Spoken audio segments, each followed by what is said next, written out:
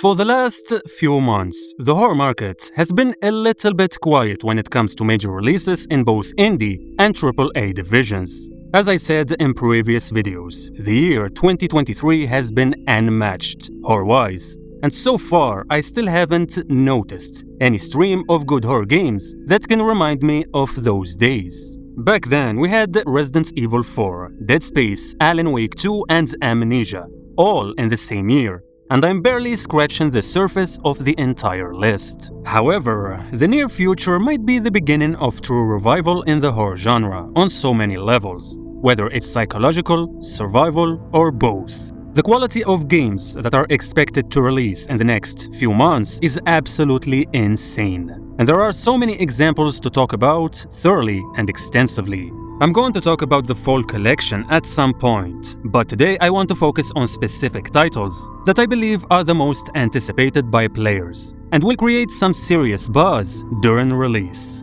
So without further ado, let's start.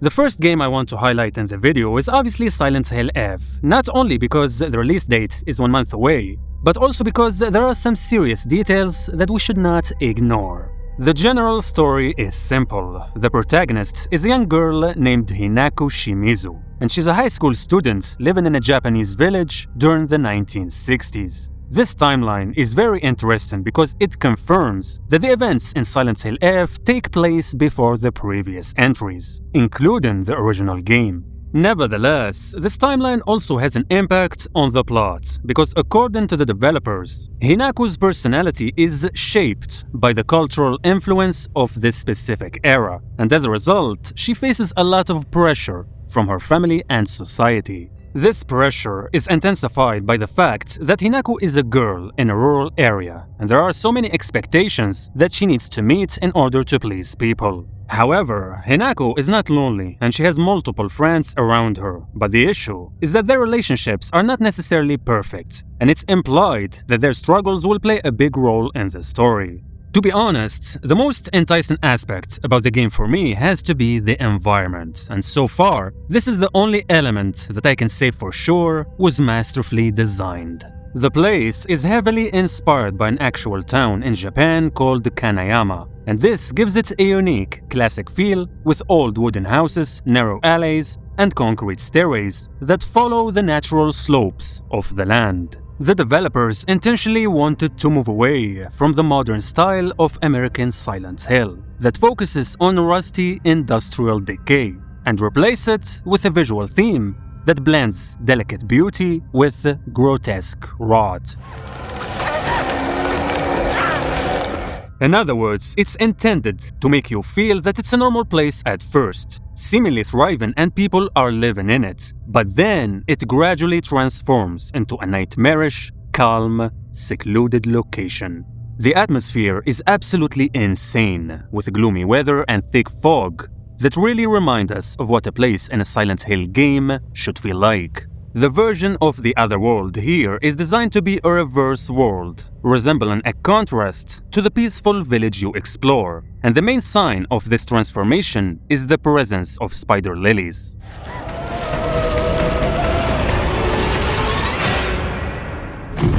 Hinako, いつまでここにいる気なの? These red flowers are very significant in Japanese culture, and they are commonly seen growing in cemeteries, which explains why they're strongly associated with death and the afterlife. They also symbolize separation or a lost memory between two friends or partners. And this is relevant to the game's story because Hinako appears to have memories of a friend called Sakuku, but their relationship seemingly collapsed for some reason. This is when the story turns really dark, because apparently Sakuku died and her death was not natural, meaning that someone probably was involved in her demise or led her to it. In the first trailer for the game, Hinako is shown standing before a grave that likely belongs to Sakuku, and the new trailers feature a disturbing voice, also believed to be Sakuku's, that torments Hinako by accusing her of being a traitor. This might mean that Hinako had a role in what happened to Sakuku, and she feels she's really guilty of something very sinister. Hinako... どこにいるの? With that said, what raised concerns among some fans is not the story or the environment, but it's actually the gameplay, specifically the combat. Which is weird, because the developers themselves wanted the game to excel in this specific aspect. For the first time in the franchise's history, melee combat is the only option, and guns are nowhere to be found. This new system is supposedly designed to be more engaging and challenging, but for an experience that will force you to fight in close contact against monsters from start to finish, the combat animations and mechanics don't seem to be exciting at all. I am completely fine with the idea of melee combat being the only option, because Hinako being a high school student in a Japanese village in the 1960s means it's not really logical to have access to guns. The weapons you can use include pipes, Japanese spears, and even sickles, due to how common they are in such villages. But the catch is that these weapons can break after a certain time of using them, forcing you to manage your resources and find new ones. This is not new in the franchise, because it was already implemented in entries like Silent Hill 4 and Downpour. But what makes F different is the bizarre mechanics when using these weapons. The latest previews and footage clearly show elements in the combat that look very similar to Souls games, including a stamina system for attacks and dodges, as well as a focus on well-timed moves. Not only that, but there's also something called perfect dodges, which means that Hinako can activate a slow motion effect, and she can counter-attack enemies when they are vulnerable. On paper, this seems positive and enticing, but the issue is that these mechanics don't really make a lot of sense in a Silent Hill game, especially when they're not even executed properly. The developers seem to contradict themselves without even knowing it. On one side, they say that Hinako is a young girl who's not supposed to be an expert in fighting, hence why there's no guns. But on the other side, the experience is clearly designed to be action-oriented, and Hinako has greater agency, which is very far from what Silent Hill is known for as a franchise.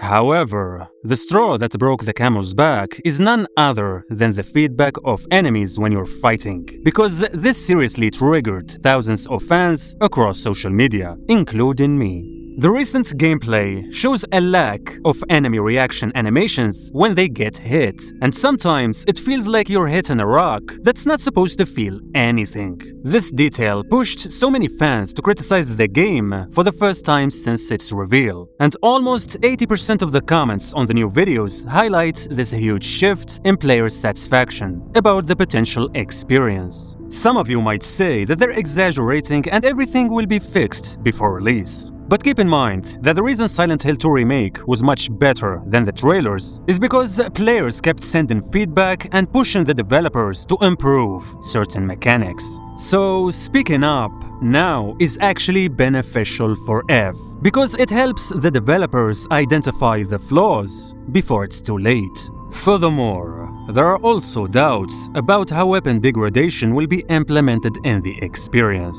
Even though it was used before, there's a chance that developers this time might overuse it, just for the sake of making you feel that the survival aspect is crucial, and there's actual struggle in your playthrough. With that being said, these changes and suspicious elements in the game are not really surprising, because the creators openly stated that they are making the combat more entertaining and thrilling to appeal to younger audiences who enjoy action games. This is when I personally started to get seriously worried, because it makes me feel that developers don't really know what they want to do, and they are trying to mix as many cool mechanics as possible to catch people's attention. And when I say people, I mean new players, who are not even familiar with Silent Hill's history. The biggest mistake that developers are making here is trying to compete in a market that they probably can never win.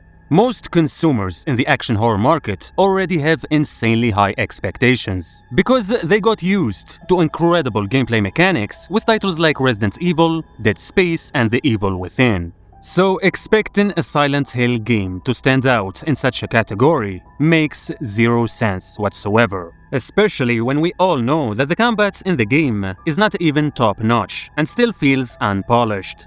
In fact, flirting with the younger audiences blindly might actually result in an opposite effect and alienate the loyal fans who are interested in buying a Silent Hill game by default. So if I'm being honest, the success of Silent Hill F remains uncertain until the release date. What I've seen so far is a bizarre combination of promising new ideas and some concerning changes, making me hold my final judgment until I put my hands on the full product. The developers clearly want to appeal to a new audience beyond the traditional fans who've been involved in Silent Hill for decades. But this can backfire, because the only reason the franchise became popular in the first place was the old fanatic players. And by the way, I'm not being pessimistic or a purist.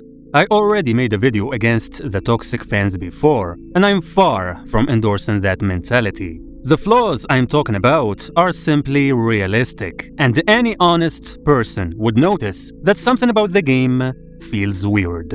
Even the clunkiness in the combat is not the traditional struggle that we are used to in Silent Hill games, but it's actually a sluggish format of modern combat that's usually made for Souls games specifically. I don't really have a problem with the story taking place outside of Silent Hill, but only if there's a sophisticated justification behind it. We don't really know what the writer has in store for us, but I've read recently that the initial setting for the game was planned to be a Japanese town called Shizuoka, which is an actual place that literally means Silent Hill in English. In case you didn't know, the number 7780 that Hideo Kojima used in PT was actually a reference to the postcode of Shizuoka, and he probably wanted to use this place in the full game. This could have been an insane chance for the writer of Silent Hill F to take advantage of this mysterious detail and surprise players by linking the Western Silent Hill to Japan. But apparently, he has a different plan that we know nothing about. And keep in mind, the reason Silent Hill F is a crucial release is because this game is supposed to be the next official entry after Downpour, meaning that its commercial performance will literally decide the franchise's future and whether its revival will continue or not. This means that there's not much room for stupid mistakes, and players won't tolerate spending $70 for an average experience, especially after the bar was raised with Silent Hill 2 Remake.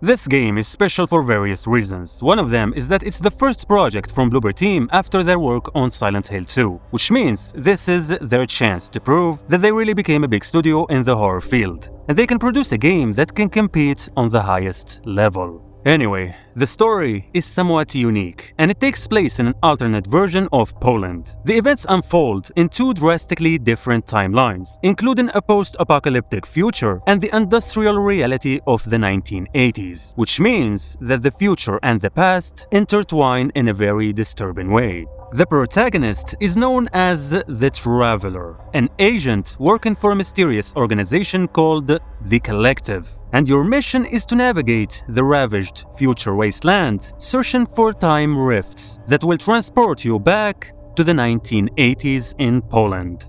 In the past, you must locate specific people who died during a cataclysmic event known as the Change, which turned humanity into nightmarish creatures called orphans. Your goal is to extract the essences of these people using a powerful tool called the Harvester and bring them back to the future.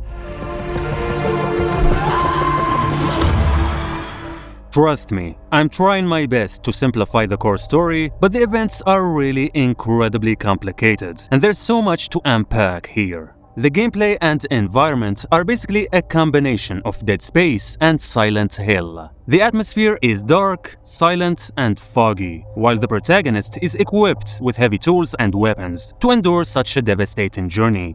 You can use both melee attacks and various firearms like pistols and shotguns to fight off the monsters. But there's a key mechanic called the merging, and it makes the experience even more terrifying. If you don't properly burn the bodies of fallen enemies, the surviving orphan can absorb them, making a faster, stronger, and more dangerous abomination. This forces you to think strategically about how you approach each encounter and prioritize your targets, because even though you can use fire to prevent merging, it remains a limited resource that you can't use whenever you want. But it gets crazier, because there's also a time travel mechanic, and you will need to use time rifts to move between the future and the past. Some puzzles will involve you reconstructing crumbled walkways or finding items in one timeline in order to progress in the other, which is seriously an insane concept.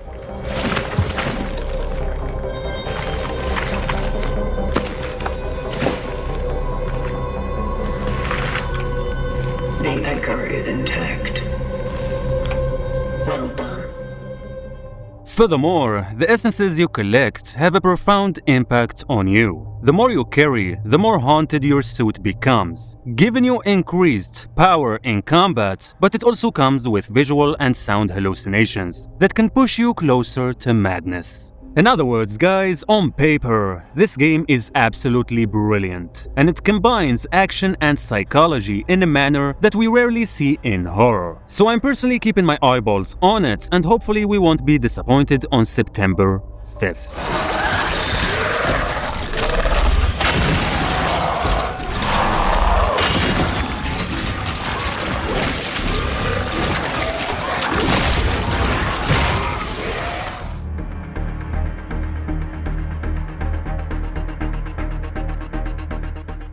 The final game on the list is obviously the most popular and the biggest one when it comes to budget, ambitions, and fanbase size. Millions have been waiting for years to learn about this game's existence, and the hype is not going anywhere anytime soon. The protagonist here is a new face, and she's a woman called Grace, an FBI technical analyst and also the daughter of Alyssa, the journalist that we saw before in Resident Evil Outbreak. The story is set 30 years after the destruction of Raccoon City in Resident Evil 3, and Grace is sent to investigate a series of mysterious deaths at a hotel where her mother was supposedly killed years prior. However, this investigation will lead her to face her past and go through more horrifying nightmares. So the game is basically expected to be a major homecoming for the series, with the trailer showcasing the ruins of iconic locations like the Raccoon City Police Department. Stay away from that!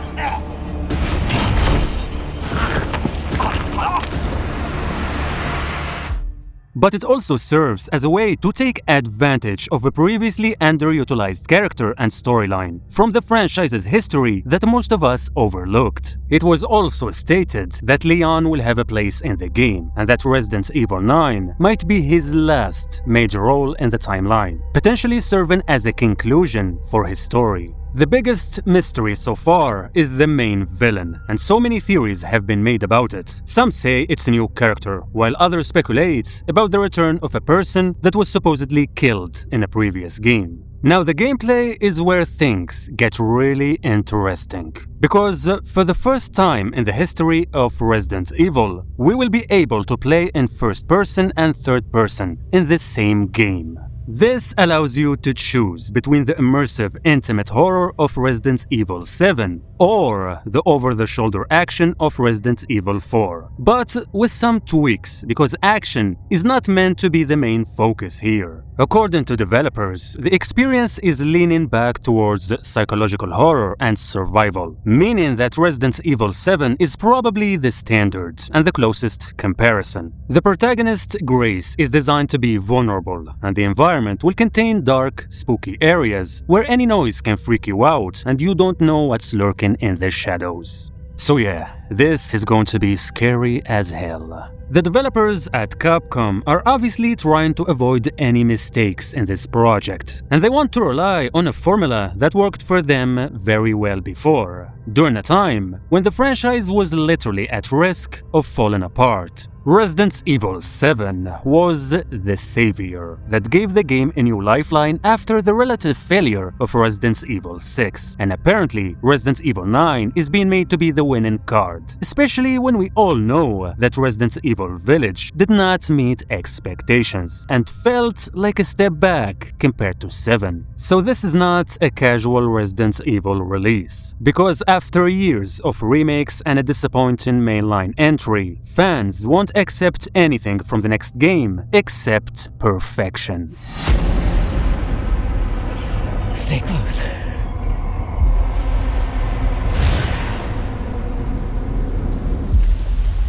They're coming.